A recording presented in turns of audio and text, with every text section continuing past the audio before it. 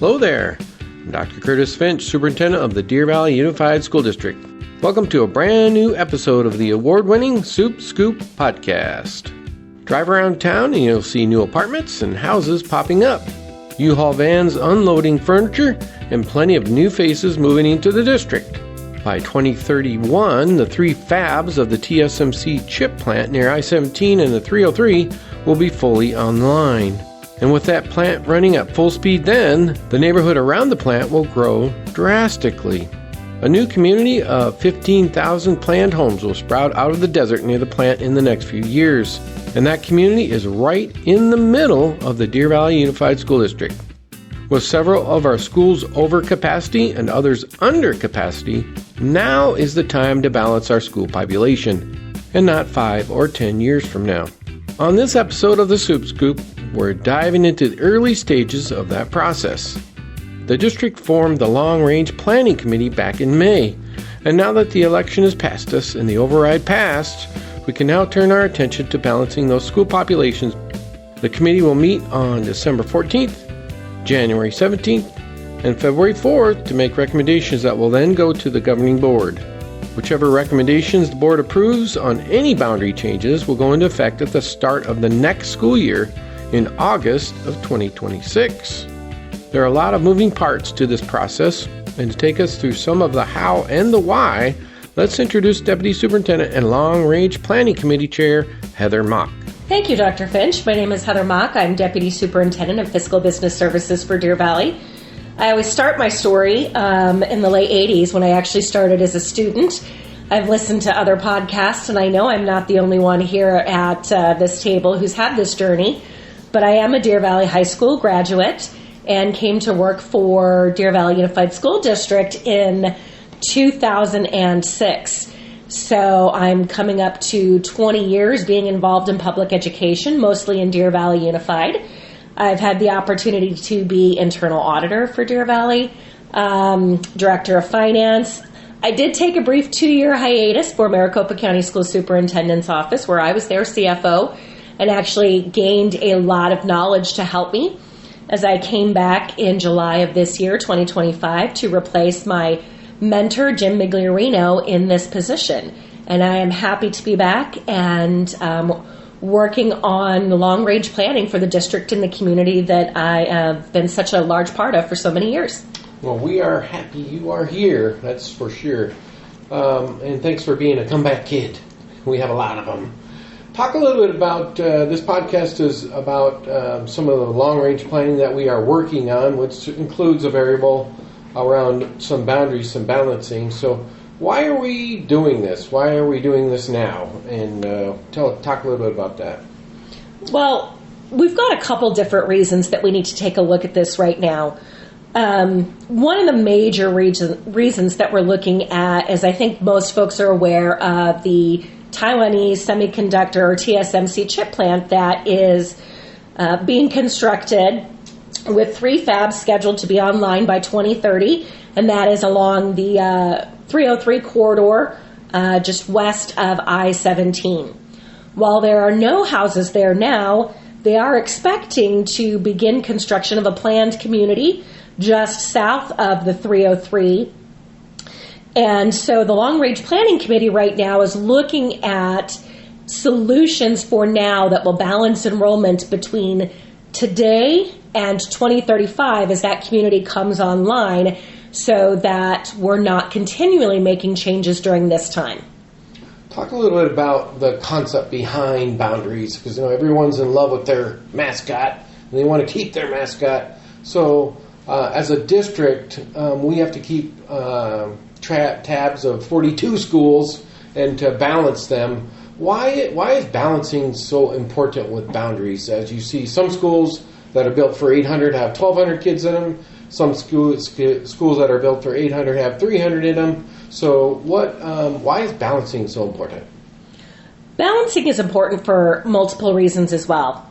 Deer Valley has an agreed upon class size with our Teachers Association, and regardless of if it's a 900 capacity school with 901 students, it will have that same class size. But there are other areas in the campus that are then crowded as well. Maybe the class is in a smaller room than it's supposed to be in. You've got more students running through the cafeteria, more parents in the parking lot, more students in the gym. Students aren't getting the time that they need with the resources on campus. You still only have one cafeteria, one gym, one parking lot, regardless of how many students and teachers are there. So when you're looking at those boundaries, you're looking at balancing, not changing class size, but balancing the resources that are available within each campus to make sure they're being used to their full potential. Talk a little bit about, since you probably know this, if there is going to be any boundary tweaking or changing, what are the high schools going to be involved in this, or is this mainly K-8? At this time, we're not expecting any high school boundary changes, and actually any K-6, K-8, or middle school that has projected stable enrollment over the next 10 years would probably not be affected either. We're really just looking at those schools that in the next 10 years are either going to be highly underused or highly over their school facilities board capacity. And so trying to make sure that they are balanced across all of the schools. So you're getting your data from parent input. Where else are you getting it? What's a demographer? I've heard that before. Yes, we annually use a demographer's report. Those are individuals that have way more information about communities and population density, population growth, and can mathematically project, based on the information that they have, what each school boundary might look like in the next 10 years.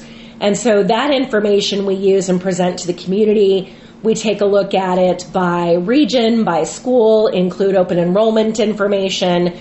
All of that is considered when taking a look at why a school is at capacity, above capacity, or potentially below capacity. So obviously TSMC is probably the number one variable in this equation, and our community really doesn't have a grasp on the size of this. Talk a little bit about what this community that you said that's going to run along the 303 and probably go 3-4 miles south on that I-17 side. So how big is this thing? What are we talking about here? We're actually talking about probably over 15,000 homes coming into that area, which for our listeners, if they're familiar with Anthem when it was built in 1999, it's actually 5,000 more homes than what Anthem had in its initial phase in 1999. And up in Anthem, we have 4 K-8 schools and 1 high school. The development right now, developers in the city of Phoenix are setting aside 3 potential school sites for Deer Valley Unified School District within that development, 2 K-8s and 1 high school. But with 5,000 more houses, those 3 sites might not be enough for us in the long term when you consider that it took 4 schools, 4 K-8 schools and 1 high school in Anthem to manage a community that was actually a little bit smaller. Yeah, it's hard for people to envision that scale, but that gives a good context when you compare it to Anthem. It's going to be similar and obviously about 50% bigger. So it's coming, ready or not, and our job is to get ready for that so we aren't having boundary adjustments every other year. We need to think ahead 10 years.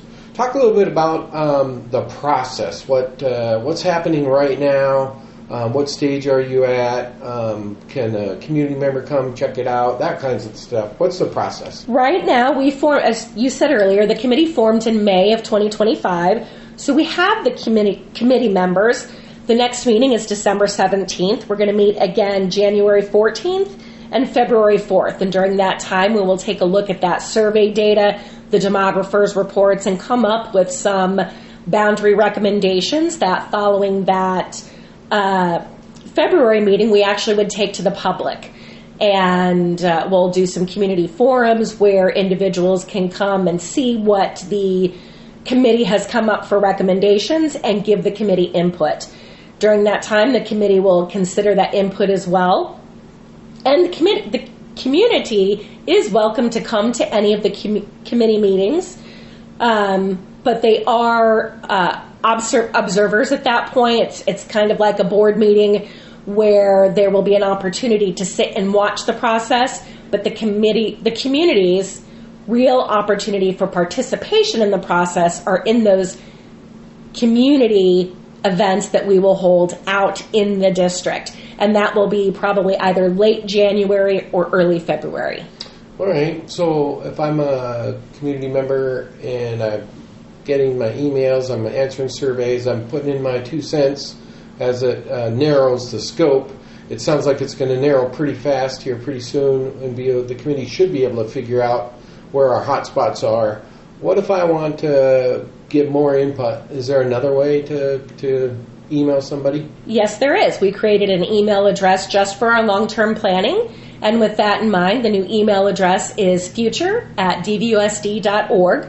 And our staff will be able to answer specific questions there, keep them all together, and make sure that none of the community's requests for information or inputs gets lost in anyone else's other daily inbox. And then obviously our website is probably the most important part of the equation, because there's going to be a lot of misinformation that's going to be out there. That always happens when you do boundaries or repurposing schools or doing anything with your local mascot. There's a lot of misinformation. So how do I, if I'm listening, where does a good spot to find out information about this whole process? We do have a website specific to the committee, and you can find that on the committee's page of dvusd.org, and that's where we post the presentations from the committee meetings. When we go over the data will be posted on there as well from our public surveys, and also the demographer's report. So the demographer's report that the committee looked at in May of 25 is already on there if a member of the public wants to see what the committee's looking at. Once we get the new demographer's report for 25-26, we'll post that in the same place as well. All right, sounds like it's a complex and many moving parts equation that is a little bit difficult to figure out. It takes a lot of time, effort. So thank you for helping to lead the charge, you and Dr. Galligan, and the committee members that are participating, taking their own time to help Deer Valley Unified make good decisions. So thanks for leading us, and thanks for being a comeback kid. Thank you. Get the latest information about the Long Range Planning Committee at dvusd.org/boundaries. Let's learn a little bit more about the impact this will have on an individual level. Tony Galletti is not only the district's Director of Administrative Leadership and Services, he's a former principal in DVUSD whose whole family is a part of this district. This long-range planning process is an important issue for all DVUSD families, and it's the district's goal to make any changes that do happen result in positive outcomes for our students and families next school year and beyond. Great. Yeah, thank you, Dr. Finch. My name is Tony Galletti, and I am currently the Director of Administrative Leadership and Services, which means I get to do some principal supervision. I'm over safe schools. I work with Title IX complaints, and through that process as the Title IX coordinator, and get to do professional development for a lot of different stakeholders in our system. Prior to that, I was fortunate enough to be hired as the principal for 5 years at Sierra Verde STEAM Academy, which is one of our K-8 schools in the Mountain Ridge region. And prior to that, I had actually spent 3 years working as an assistant principal in the Middle East in Abu Dhabi for 3 years, and was hired here, I believe, your second year to come and join the Deer Valley team, and was new to Deer Valley at that time. So I'm in my 8th year now in Deer Valley. Well, your adventures probably deserve another podcast. Yes. We might have to think about that. You do have some great stories about education on the other side of the globe. It's very interesting, very different. Yeah. So maybe we'll have to do that in the future. You also have family plugged into our machine. I think your wife works here as a teacher. Your kids go to here. So you are a great person to talk about how these concepts of zone changes or boundary changes, how they might impact families. So maybe we'll go down that trail of how it might impact your kids and how it might impact your family if they were a teacher, etc. So if your zone changes, or if a zone changes, Can I tour the other school that I might be interested in going to? What that might look like? Sure, yeah, and that is a great place to start. So at all of our campuses across Deer Valley, we are weekly offering tours to any prospective families in any regular situation. So for a prospective boundary change, zone change, we would definitely open up that opportunity for our families to come and see the opportunities that are afforded at their new school, to check out the physical location, get a feel for the community, and to meet some of the faces in the new school. So that is something that we will make sure are open for all incoming families to schedule those tours either online, or they can visit the front office or call the front office, and they can make sure they get on the list to join the tour that works for their schedule. What if I don't want to move to the other school, but I want to stay in my current school because I like it? And if the board allows it, is that a possibility? Sure. There would be some things that would change, such as transportation. So if you're currently zoned for a school and are taking the school bus there, if we do adjust those zones, that might be a factor that the school bus will no longer take you to school A. It will instead take you to school B. But if you can arrange for transportation, you'd be able to maintain that enrollment at that current campus. I think one concept that is common is if you're in love with your school and have been there for years, it's hard to think about other schools. But talk a little bit, maybe wander off the trail of our academics. It appears, again, that just Deer Valley's crushing it. We have record numbers of A's this year, and a lot of our schools are A and B. So you're going to be moving from a top-shelf school to another top-shelf school. Talk a little bit about that, maybe the transition for parents and the nervousness about it, and the quality of academics in Deer Valley. Sure, yeah, and I can speak to that. Yeah, the wonderful thing about Deer Valley, as you mentioned, is that we have excellence as part of our language, and we have really unique opportunities across our system. So even if you're in a school that you love, chances are you're going to love your new school. You just don't know it yet, because there are unique programs, there are unique extracurricular activities, there are unique athletic opportunities, there are PTAs that do all kinds of wonderful things to support our campuses across the system. So my advice would be to take that tour, to get to talk to the school administration and get a feel for what makes the new school special and what they are all about, their mission, their vision, and what they may do better than their current school, even though it might be different and change can be difficult at times.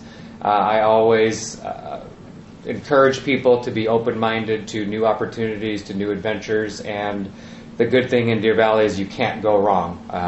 We have a unified system and structure that we guarantee our students a similar experience, the same curriculum, the same expectations, regardless of where you attend school. You're going to get the basics and the core of excellence that we offer for all of our kids. So communication is obviously important in this adventure, this process. So talk a little bit about some of the things that you're doing as a committee to get the info out, getting surveys, doing articles, podcasts, newspaper articles, social media. Talk a little bit about that and what kind of the purpose of it is. Yeah, so we want everybody's voice heard, as we do in all decisions like this when we're talking about adjusting boundaries and adjusting school zones. It can sound daunting, even though, as we kind of earlier discussed, it's really not. I think there are more opportunities here for all of our families, but we want to make sure we're doing everything transparently in the light of day for our committee to get as much information from our parents and our stakeholders and our community as possible. So we are currently in the midst of gathering survey information, and we will continue to gather that survey information and responses from our parents who can't attend, of course, the meetings. We still want everyone's voice heard. We've got all the information. We have the slides, we have the agenda, we have the discussion points posted on our website for anyone to review. And again, I would encourage them to reach out if they have specific questions they would like addressed. We look through the demographer's report for people that get paid to do this kind of work for a living that we rely on, neighborhood trends, building trends, development within especially the North Phoenix corridor, and the TSMC zone, which is kind of the genesis for a lot of this discussion, growth, and the need to kind of adjust our system. So we are kind of reacting to the realities of the economic and the development around Deer Valley, which is exciting for me to see as it builds right in the heart of our zone. So we want to make sure that we're ready for it, and part of these zone changes are to make sure we are ready for the next decade or so of growth and development, and that all of our kids have opportunities, and that we're balanced in our approach to making sure we do this right and do this with the input of our parents and our community members. So before we head you out the door, again, remind everybody how they can get the information, what's the best spot, what things they need to keep an eye on. Yeah, so I would say the first and foremost is to check your email, because we have been sending multiple reminders for various surveys that we will be sending out. We'll be getting information, and so please fill out those surveys, respond to those surveys. I believe there will be another one coming out very soon as well. And then if you would like to track what's going on, go to dvusd.org/boundaries for the latest information. As we go through slides and through agendas, they will be posted there. And again, the public is welcome to attend and watch the meetings. As with everything, I would trust but verify the information you may see on social media if it doesn't come from an official DVUSD account. Sometimes there's a lot of speculation, and there's some content out there that's just not accurate at all. So for the actual factual information, check our district website, our district social media for the latest factual information. All right, sounds like we're going through the process in an efficient manner, and so thanks for your participation and leadership, and I look forward to seeing where this journey takes us. Thank you for the opportunity. Again, we're in the early stages right now. Nothing has been decided, and recommendations from the committee won't be brought to the board and decided on until February or March at the earliest. We're looking to find solutions that not only continue to provide current DVUSD families with extraordinary educational opportunities and experiences, but also for future families who will be moving into the district over the next several years. Our goal is when the communities are built and the Deer Valley region of Phoenix is the epicenter of the global tech manufacturing machine, we'll be ready for more growth and reaching for new heights of success. And if you have any questions or concerns about what's going on, simply email our committee chairs at future@dvusd.org. And you can bet we'll discuss this more on a future episode of the Supe Scoop podcast. You can listen to our past episodes of the Supe Scoop on Apple Podcasts, Spotify, YouTube, or at dvusd.org/SupeScoop.